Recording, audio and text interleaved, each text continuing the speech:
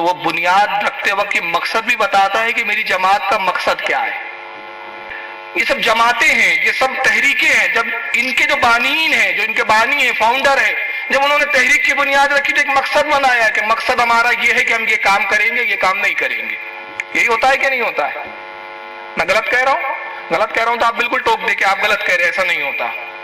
تو ظاہر سی بات ہے جب اتنی بڑی ایک کمیٹی اور تنظیم بنائے گی تبلیغی جماعت، تو بالکل یہ ہوا ہوگا کہ مولانا الیاس صاحب نے ایک بیلنس بھی تیار کیا ہوگا کہ جماعت کام کیسے کریں گی، اس کا مقصد کیا ہوگا اور کس مقصدوں پہ کام کریں گی، تو ایسا ہوا ہوگا نا۔ چنانچہ ایسا ہوا، اور انہوں نے پھر اپنا مقصد بیان کیا۔ میں انہی کے مکتب سے چھپی ہوئی، انہی کی جماعت سے چھپی ہوئی، انہی کی جماعت کے ایک معتبر عالم جن کا نام مولانا سید ابو الحسن علی ندوی ہے، جن کو ندوی میاں کہتے تھے، اور یہ ندوی میاں جو ہے یہ دارالعلوم ندوۃ العلماء جو لکھنؤ کا بہت بڑا ادارہ ہے، اس کے یہاں کے یہ مین چیف تھے اس وقت۔ مولانا الیاس صاحب کے خاصم خاصوں میں تھے۔ تو مولانا الیاس صاحب جنہوں نے تبلیغی جماعت کی بنیاد رکھی دلی نئی نظام الدین بستی میں، انہوں نے ان کے حالات کو اس کتاب میں لکھا۔ اس کتاب کا نام ہے حضرت مولانا محمد الیاس اور ان کی دینی دعوت۔ ٹھیک ہے، کیا نام ہے؟ حضرت مولانا محمد الیاس اور ان کی دینی دعوت۔ چھپی ہے یہ ادارہ اشاعت دینیات پرائیویٹ لمیٹڈ نئی دلی سے، انہی کے مطلب ادارے سے۔ اس کتاب کا صفحہ نمبر 234 ہے۔ اس میں صفحہ نمبر 234 پر مولانا ابو الحسن ندوی صاحب مولانا الیاس صاحب کا بیان لکھتے ہیں۔ کہتے ہیں کہ ایک مرتبہ اپنے عزیز مولوی ظہیر الحسن صاحب ایم اے علی سے فرمایا، جو ایک وسیع النظر عالم ہے، یعنی مولانا محمد الیاس جنہوں نے تبلیغی جماعت بنائی، انہوں نے اپنے ایک عزیز جو ان کے بڑے چہیتے اور عزیز تھے، بڑے قریب تھے، مولوی ظہیر الحسن صاحب ایم اے علی یعنی علی گڑھ یونیورسٹی کے سے ایم اے کیا تھا انہوں نے، ان سے فرمایا جو ایک وسیع النظر اور عالم ہے، کہتے ہیں کہ ظہیر الحسن میرا مدعا کوئی پاتا نہیں۔ مدعا کہتے ہیں مقصد کو۔ مولانا الیاس کہتے ہیں کہ ظہیر الحسن میرا مقصد کوئی سمجھتا نہیں ہے، لوگ سمجھتے ہیں کہ یہ تحریک صلاحت ہے، لوگ یہ سمجھتے ہیں کہ یہ تحریک صلاحت ہے، یہ نماز کی طرف بلانے والی تحریک ہے، یہ لوگوں کو نمازی بنانے والی تحریک ہے، یہ نماز کی دعوت دینے والی تحریک ہے۔ کہتے ہیں میں قسم سے کہتا ہوں یہ ہرگز تحریک صلاحت نہیں۔ ایک روز بڑی حسرت سے فرمایا کہ میاں ظہیر الحسن ایک نئی قوم پیدا کرنی ہے۔ کیا مقصد بتا رہے ہیں وہ اپنی جماعت کا؟ ایک نئی قوم پیدا کرنی ہے۔ لوگ تو یہ سمجھتے ہیں کہ لوگوں کا خیال ہے، وہ دیکھتے ہیں کہ ہم نماز کی دعوت دے رہے ہیں بار بار، تو وہ سمجھتے ہیں کہ صاحب یہ تحریک جو ہے نمازی بنانے کی ہے، اس کا کسی مولوی سے کوئی تعلق نہیں، کوئی اختلاف سے تعلق نہیں ہے، تو بیچارے اختلاف سے دور ہے یہ لوگ، ان کا مقصد صرف نوجوانوں کو نمازی بنانا اور پرہیزگار بنانا اور سنتوں کا عامل بنانا، یہ لوگ سمجھتے ہیں۔ لیکن کہتے ہیں کہ ظہیر الحسن میرا مدعا، میرا اصل مقصد کوئی سمجھتا نہیں ہے۔ اصل مقصد کیا ہے؟ ایک نئی قوم پیدا کرنی ہے۔ ایک نئی قوم کا مطلب کیا ہوا؟ ایک نیا فرقہ وجود دینا، اور پھر اس فرقے کے، اس نئی قوم کے خیالات کیا ہوں گی، تعلیمات کیا ہوں گی، اس کے لیے انہی کی ملفوظات کا میں حوالہ دے رہا ہوں۔ یہاں کتابیں موجود ہیں، ہمارے مولانا صاحب بھی اعلان کر چکے، میں بھی ایک بار اعلان کر دیتا ہوں۔ ایک بھی اگر کوئی حوالہ غلط ثابت کر دے اور کہے کہ ہماری مذہب کتابیں نہیں ہیں، ہماری کتب خانوں سے نہیں چھپی، یہ ہمارے فرقے کی کتابیں نہیں، یہ ہماری جماعت کی کتابیں نہیں، یہ ہمارے مولانا کی کتابیں نہیں، میں اس کی زندگی بھر غلامی کرنے کے لیے تیار ہوں۔ سن رہے ہیں؟ وہ جو سزا دینا چاہے وہ سزا مجھے منظور ہوگی۔ یہ دوسری کتاب مولانا الیاس صاحب کی ملفوظات حضرت مولانا محمد الیاس، ان کے ایک خاص چہیتے شاگرد و مرید حضرت مولانا محمد منظور نعمانی صاحب نے اس کو ترتیب دیا۔ ملفوظات کیا کہتے ہیں؟ ملفوظات یہ ہوتی ہے کہ کسی عالم کی بارگاہ میں جو مریدین بیٹھتے ہیں، کسی بزرگ کی بارگاہ میں، تو وہ عالم و بزرگ جو بھی بات مجلس میں کہتا ہے، ان کے چاہنے والے مریدین اس کو لکھ لیتے ہیں اور پھر اس کو لکھ کر کتابی شکل میں چھاپ دیتے ہیں۔ فلاں تاریخ کو فلاں مجلس میں یہ حضرت نے کہا، یہ حضرت کا قول ہے، یہ حضرت کا بیان ہے، اس کو کہتے ہیں ملفوظ۔ اور بہت ساری باتیں جمع ہو جائے تو ہو جاتی ہے ملفوظات۔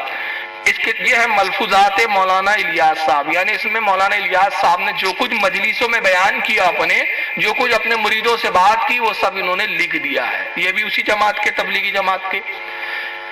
اس کتاب کا صفحہ نمبر 58 ہے اور اس کا ملفوظ نمبر 56 ہے۔ چنانچہ مولانا محمد منظور نعمانی صاحب کہتے ہیں کہ ایک بار فرمایا، کس نے فرمایا؟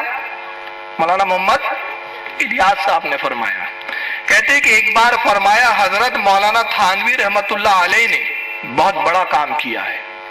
مولانا اشرف علی تھانوی جو دارالعلوم دیوبند کے ایک فارغ تھے، دارالعلوم دیوبند مدرسے کے ایک عالم تھے، ان کی تعریف میں کہتے ہیں کہ مولانا تھانوی رحمت اللہ علیہ نے بہت بڑا کام کیا ہے، بس میرا دل یہ چاہتا ہے کہ تعلیم تو ان کی ہو اور طریقہ تبلیغ میرا ہو کہ اس طرح ان کی تعلیم عام ہو جائے گی۔ باتیں سمجھ میں آ رہی ہے نا؟ بہت آسان اردو ہے، زیادہ ہارڈ اردو نہیں ہے۔ مولانا محمد الیاس صاحب فرماتے ہیں کہ مولانا اشرف علی تھانوی صاحب نے بہت بڑا کام کیا، میرا دل یہ چاہتا ہے کہ تعلیم ان کی ہو، جو انہوں نے تعلیم کتابوں میں بیان کر دی، جو تعلیم اپنے لوگوں میں بیان کر دی، تعلیم وہ ہو، طریقہ میرا ہو، میں اپنے طریقے سے تعلیمات مولانا اشرف علی تھانوی کو لوگوں میں عام کرنا چاہتا ہوں۔ تو تبلیغی جماعت کا مقصد کیا ہوا؟ دو مقصد اس کتاب سے پتہ چلے، انہی کی گھر کی کتابوں سے۔ پہلا کہ ایک نئی قوم پیدا کرنی ہے، دوسرا مقصد کہ مولانا اشرف علی تھانوی کی تعلیم کو عام کرنا ہے۔ آئیے اس کے لیے ہم مولانا تھانوی کی کتابوں کی طرف رجوع کرتے ہیں۔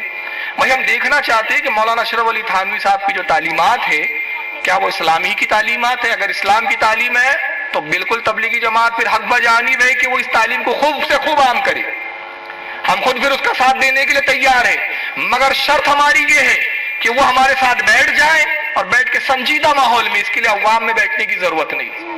میں ایک بہت اچھی بات آپ سے کہنا چاہتا ہوں، لوگ کہتے ہیں کہ جب بیٹھو تو جھگڑا ہو جاتا ہے، میں کہتا ہوں اب جھگڑے کی بھی صورت نہیں، ماڈرن ٹیکنالوجی نے ان بیٹھکوں کو بہت آسان کر دیا ہے، بہت آسان کر دیا ہے۔ ماڈرن ٹیکنالوجی کا فائدہ اٹھائیے۔ اب فائدہ کیسے اٹھانا ہے میں بتاؤں؟ کوئی ضرورت نہیں ہے کہ آپ مجمع میں بیٹھے اور جھگڑا ہو، آپ کا بھی مجمع اور ہمارا بھی مجمع اور پھر بات گالی گلوچ تک آئے۔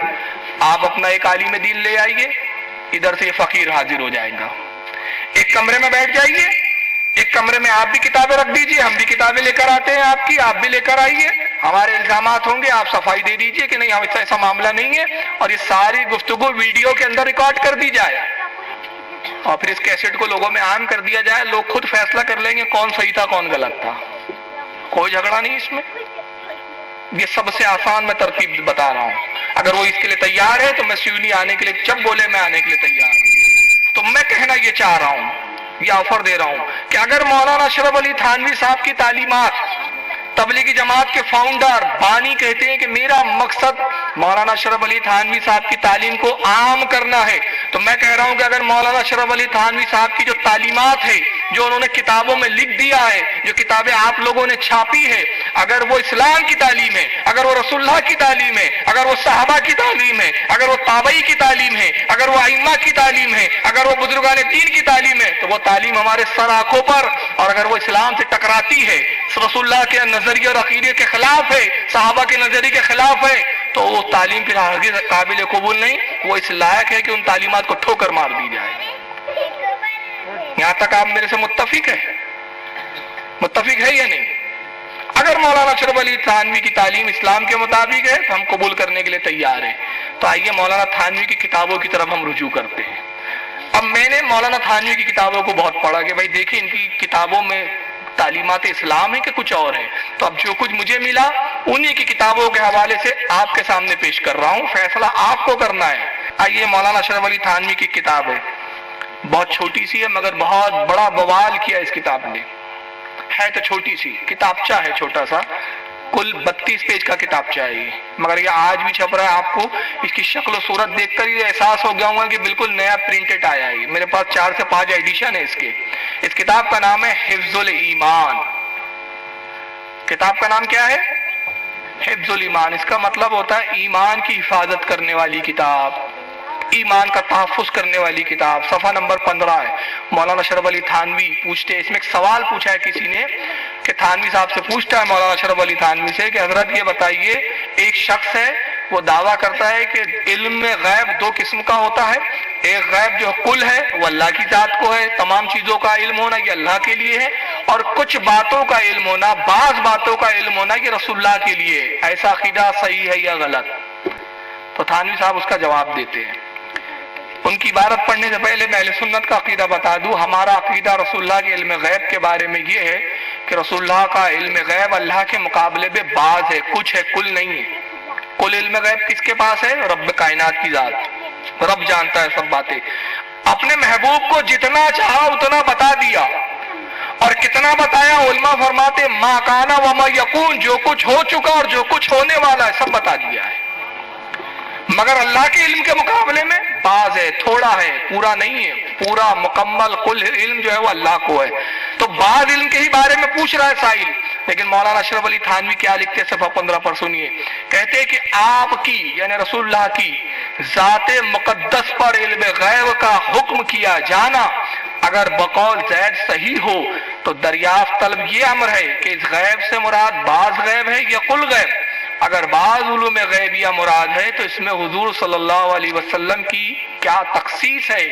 ایسا علم غیب تو زید و عمر بلکہ ہر صبی و مجنون بلکہ جمیع حیوانات و باہیم کے لیے بھی حاصل ہے۔ معاذ اللہ۔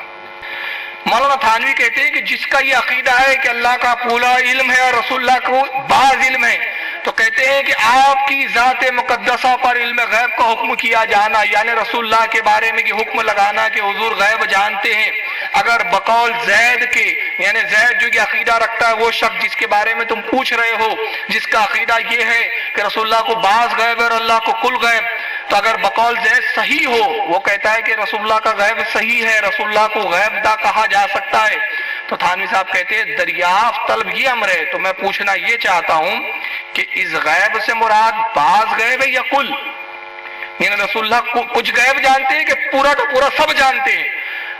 پھر کہتے ہیں کہ اگر بعض علوم غیب ہے، اگر کچھ علم غیب ہے مراد ہے، تو اس میں حضور صلی اللہ علیہ وسلم کی کیا تخصیص، اس میں حضور کی کیا خاصیت، حضور کی کیا خصوصیات؟ ایسا علم غیب جیسا رسول کو علم غیب ہے، جیسا رسول کا علم ہے، ایسا ہی علم زید جو پوچھ رہا ہے اس کو خود ہے، عمر کسی اور شخص کو بھی ہے، ہر سبی کہتے ہیں کس کو؟ بچے کو، ہر بچے کو ہے، وہ مجنو ہر پاگل کو ہے، بلکہ جمیع حیوانات تمام جانوروں کو بھی ایسا علم ہے جیسا رسول کو علم ہے۔ اس کتاب پر اعلیٰ حضرت نے حکم کفر لگایا۔ اب آپ چلاتے ہیں کہ بھائی ہمیں کافر کیوں کہتے ہو؟ میں آپ سے پوچھتا ہوں